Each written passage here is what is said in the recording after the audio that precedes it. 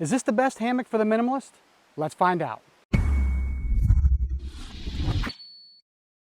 What's up everybody, I'm Dan and welcome to Backpacking Adventures. If you watch my trip videos, you know that I love taking my hammock on my trips. And early this year, I was looking for ways to lighten up my hammock load. So basically what I was looking for was a hammock it doesn't have all the bells and whistles, but is lightweight, it's durable, it's gonna last, and still provides some bug protection in the summertime. So today I'm gonna go over the best minimalist hammock that I found, which is the Half-Wit Hammock by Dutchware Gear. I'm gonna go over the specs, the prices, we're gonna take a closer look at it, and I'm gonna show you how I have mine rigged. We're gonna go over the pros, the cons, and I'm gonna give you my final thoughts. I'll put links in the description to all the gear I go over. So now let's get into the specs. All right, so this is a gathered-in hammock. It is 10.5 feet long and it is 58 inches wide, and that is the only length and the width that you can get this hammock in. This comes in your choice of 3 different materials: Hexon's 1.6, Hexon 1.2, and Hexon 1.0. It comes with a structural ridge line made of AM steel and 2 continuous loops on each end, also made of AM steel. And it also has what's called knotty mods, and I think these are only on Dutchware hammocks. And these are line locks with shock cord where you can tighten it down on the end to prevent the material from flapping, the extra material. This hammock also comes with 2 tie-out points where you can pull it to draw the netting and the hammock away from your face at night. Now the weight of the hammock depends on which material you'll pick. The Hexon 1.0, which is the lightest, comes in at 11 ounces. The Hexon 1.2 comes in at 12.5 ounces, and the Hexon 1.6 comes in at 15 ounces. But there is a caveat with these materials as far as the weight limits that they can support. The Hexon 1.6 can hold up to 350 pounds, the Hexon 1.2, 275 pounds, and the Hexon 1.0, 200 pounds. Now, this is not comfort rating, this is braking strength. So what that means is, this is Hexon 1.0, so the maximum weight limit you can really put in it before it's gonna break or tear is 200 pounds. So you wanna be careful that it is not the comfort rating, it is the tear rating. So make sure you take that into account when you pick which material you're gonna pick. The price of this hammock starts at $109 all the way to $152, depending on if you get a solid color or if you get various prints that they have available. And you can use any type of suspension with this hammock, but on the ordering form itself, they have 2 options for you. You can get whoopee slings with a sewn-in whoopee hook and 5 feet straps, as well as the Spider Poly 15-foot straps with beetle buckles. Each of those costs $42, and that's in addition to the hammock. Now, what do you get for the price of the hammock for the 109 or the 152? Well, you get the hammock body, you get the 2 continuous loops, you get the ridge line, and you get a stuff sack. So let's take a closer look at the hammock. The 2 continuous loops, which are the loops you use to connect your hammock to your suspension, are made of AM steel. And with this hammock, you get one that's red and one that's a gray color. And that way you can distinguish between the head and the foot end. And in this case, the head end is the gray. I also have drip lines on them. And the drip lines, I just tie them on there. They're always on there, so that way I never have to worry about if it rains. And what they're to do is if the rain comes down, they're the last line of defense where it would hit the drip line and flow down. The ridge line, like I said, is made of AM steel, and this is removable, but it is a fixed length. You have 2 sets of knotty mods, one on each side of the hammock, and they consist of a shock cord that goes through and line locks, so you can tighten it down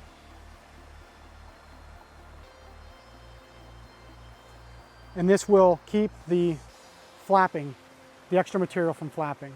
And it also creates a foot box. There are side pullouts, 1 for each side, so you can draw your hammock away from your face. The most unique part about this hammock is the netting.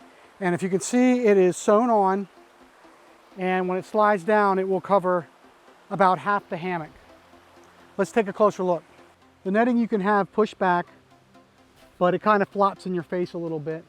But you use the little cinch thing here, slide it down, and it deploys the netting over you. And you release this little mitten hook, which has a strap just to hold it up. And you drape it over you and tuck it in. Covers you about to your waist. and but your legs are exposed. That's one of the only downsides. But the netting is very good. It keeps the bugs out. And to put the netting away, you just simply put it up and just deploy it back. And now the netting is back. Now I'm going to show you how it only covers half of you.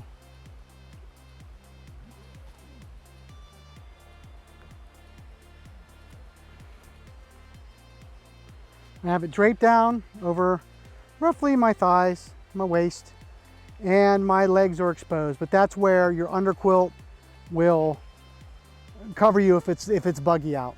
Now let's look at some of the additional things that I've done to the hammock. So I added a ridgeline organizer. You can get them from anywhere. This happens to be from Dream Hammock, and I had this on another hammock. And the only issue with a ridgeline organizer is it can't go under the netting because the netting is underneath the ridgeline. So will always be on the outside of your bug net. Another addition to this hammock is a ridgeline loft from Hammock Gear. And again, I had this on another hammock. I just use I like having these because I can put my clothes bag in them or store different things. I normally have 2 of them on each hammock, one on the foot end, one on the head end.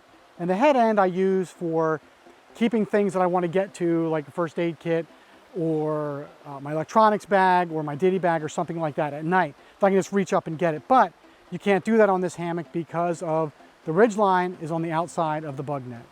So I just have one on this hammock. Now the suspension I use are the beetle buckle, the basically cinch buckles with the spider poly straps. These are 12 foot. And they make it easy because you can simply pull and tighten or loosen them very easily. But once they're there, they're locked into place. Very easy to fine tune where you want your hammock to be hung. I also like the beetle buckles because I don't have to have them attached to my hammock. They have these little hooks on the end where you can just wrap it around and there it is. And it stays on, it doesn't fall off. All right, let's talk about some of the pros and cons of this hammock. First and the most obvious is it's lighter. There is less material, there's no zippers, and you only have half of a bug net, so that just makes it lighter.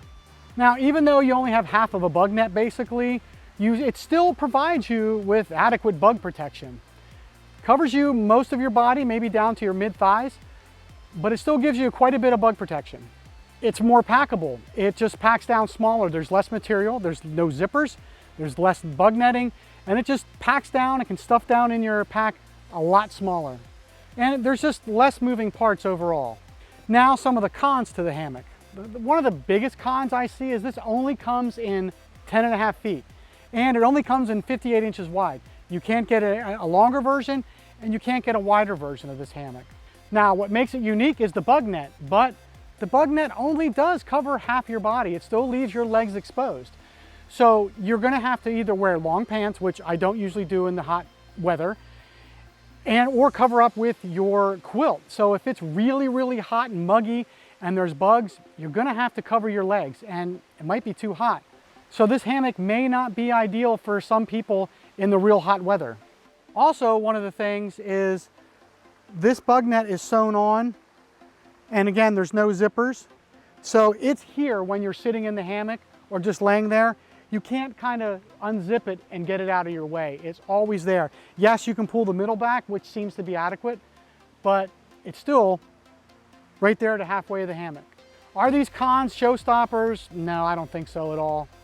This all depends on your personal taste and what you want out of this hammock. So now, what are my final thoughts? I think this is a great hammock overall, and I also think it's a great minimalist hammock.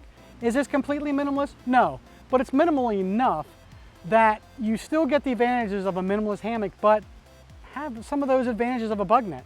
It's light, it's very packable, and there's a lot less moving parts to worry about. Yes, you could just use a netless hammock, but this provides the minimal of what you would need if you want to cut weight and have some kind of protection from the bugs. And it kind of gives you that balance. Now, I don't think this is a good fit for tall people. Like I said, it's only 58 inches wide and it's only 10.5 feet long. So I'm 5'8" on my tallest days, and it's comfortable to me, but just kind of on that edge. So if you're taller, may not work for you, but hey, Comfort is subjective. You could be 6'5", 6'10", and this could still work for you. It's subjective and it's up to you. So that's it. There is the Dutchware Gear Half-Wit Hammock. And what I consider to be, at least for my preferences, pretty much the minimalist that I'm willing to go, at least for the summertime. So tell me what you think in the comments below. If you like this video, make sure you like it and subscribe. And as always, thank you for watching, and I'll see you next time.